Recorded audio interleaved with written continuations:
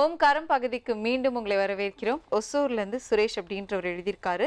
என்னுடைய பிறந்த தேதி 21/12/1987, ராசி துலாம், நட்சத்திரம் சுவாதி. எனக்கு திருமணம் ஆகி 6 ஆண்டுகள் ஆகின்றது. என் மனைவியின் பெயர் வெண்மதி. எங்களுக்கு 2 குழந்தைகள் உள்ளனர்.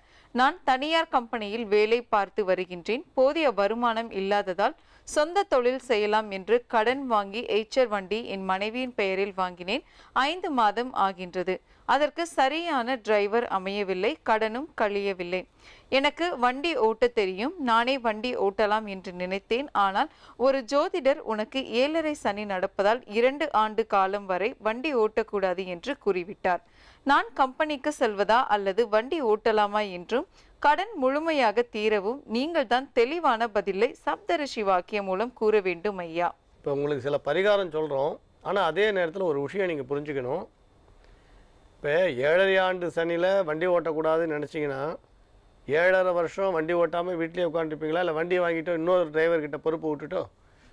எப்பயுமே விவசாயமாக இருக்கட்டும், பசுவாக இருக்கட்டும், வாகனமாக இருக்கட்டும், நம்மளோட சீடர்களாக இருக்கட்டும், நாமே கண்காணிக்கணும். நாமோட பார்வையில் இருக்கும்பொழுது செழிப்பாக இருக்கும். மற்றவர்களோட பார்வைக்கு நம்ம அனுப்பும்பொழுது அந்த செழிப்பு கட்டாயம் குறையும். அதனால் எந்த காரணம் கொண்டும் இந்த விஷயங்களை நம்மக்கிட்ட திறமை இருக்கும்போது மற்றவங்கக்கிட்ட அந்த பொறுப்பை கொடுக்கக்கூடாது. இப்போ உங்களுக்கு 7 நாள் சனி முடியறதுன்னு சொல்லுங்க, சில பேருக்கு ஆரம்பிக்கிறதுனா அப்போ 7.5 வருஷம் வண்டி ஓட்ட மாட்டாளா? இதே மாதிரி தான் சில விஷயங்களில் தவறாக சில பேர் முடிவு பண்ணுறா. எப்படின்னா, கல்யாணம் நடக்கும்பொழுது சில குறிப்பிட்ட தசையில் கல்யாணமே பண்ணக்கூடாது, தசை முடிகிற வரைக்கும்ன்றார். அது கேது தசைன்னா பரவாயில்ல 7 வருஷம், செவ்வாய் தசைன்னா பரவாயில்ல 7 வருஷம், சுக்கிர தசைன்னா 20 வருஷம் இல்லையா? அப்போ 25 வயசில் கல்யாணத்துக்கு ஆரம்பிக்கும் போது 20 வருஷம் பார்க்காதானே 45 வயசுக்கு அப்புறமா கல்யாணம் பார்ப்பா. அந்த மாதிரி இந்த மாதிரி 7.5 ஆண்டு சனி இந்த தசாகு புத்திகளை காரணம் காட்டி நீண்ட காலம் தள்ளி போகிறது தவறான விஷயம். அதனால் நீங்கள் வண்டி ஓட்டக்கூடாதுன்னு சொல்லி உங்களை உங்கள் வண்டிக்கு இன்னொருத்தர டிரைவராக போட்டுட்டோ உங்களை வேலை தேடும்படியாக அமைக்கிறது இருக்குது பாருங்கள். அதை விட நீங்கள் வண்டி ஓட்டி பரிகாரம் தேட வேண்டியது தானே. இப்போ உங்களுக்கு ஜோதிடம் சொல்கிறவர்கிட்ட நான் வண்டி ஓட்டுறேன், எந்த விபத்தும் இல்லாமல் இருக்கிறது என்ன பரிகாரம்னு சொல்ல வேண்டியது தானே.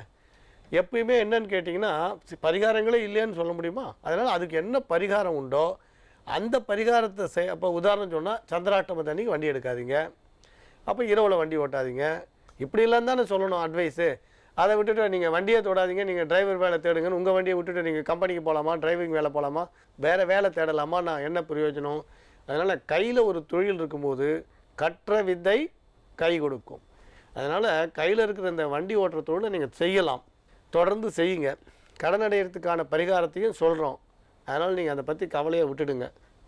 நீங்கள் காஞ்சிபுரம் போயிட்டோம், வருஷத்துக்கு ஒரு முறை வரதராஜர் சுவாமியை தரிசனம் பண்ணுங்கள், சக்கரத்தாழ்வார் அங்கே தரிசனம் பண்ணுங்கள். அங்கே அஷ்டபுஜங்கர் சன்னதின்னு இருக்குது.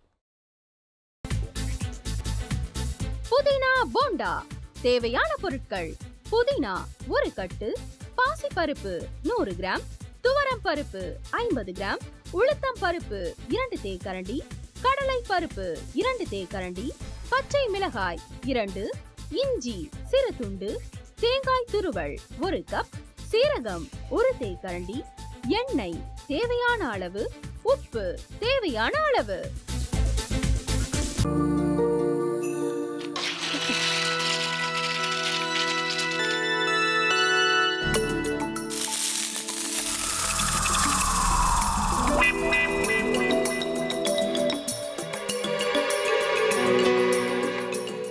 இந்த ஆம்லெட் பண்றதுக்குள்ள போதும் போதும் ஆயிடுது, தவையோட ஒட்டிக்குது.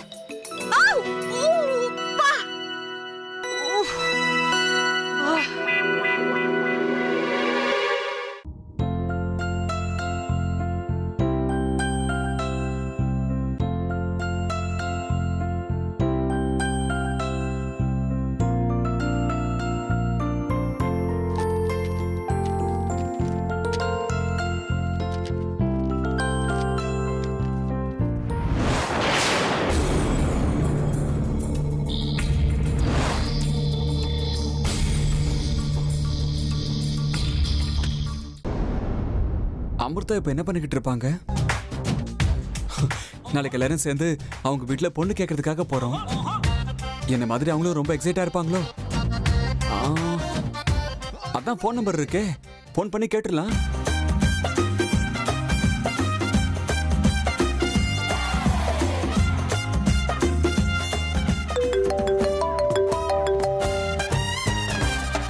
ஹலோ. ஆஹா, தேன் மாதிரி உங்க வாய்ஸ் ரொம்ப ஸ்வீட்டா இருக்குங்க.